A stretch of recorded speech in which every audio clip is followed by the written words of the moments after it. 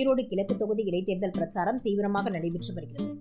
அந்த வகையில் திமுக வேட்பாளராக போட்டியிடும் வி.சி. சந்திரகுமாரை ஆதரித்து தமிழக வீட்டுவசதி மற்றும் நகர்ப்புற வளர்ச்சித்துறை அமைச்சர் முத்துசாமி, முன்னாள் அமைச்சர் தோப்பு வெங்கடாச்சலம் ஆகியோர் கருங்கல்பாளையம் பகுதிக்கு உட்பட்ட ராஜகோபால் தோட்டம், சுப்பிரமணியர் கோயில் பகுதி, கொங்கு நகர், சேக்கிலார் வீதி உட்பட 30க்கும் மேற்பட்ட பகுதிகளில் வாக்கு சேகரித்தனர்.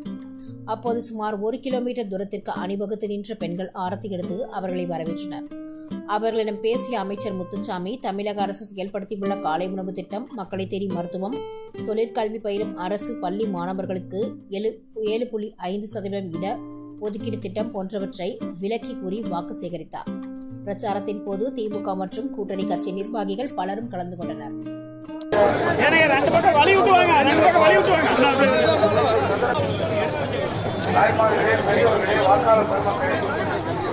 வழங்கிய தமிழ்நாட்டின் முதலமைச்சர் தளபதி மு.க. ஸ்டாலினுடைய அன்பை பெற்ற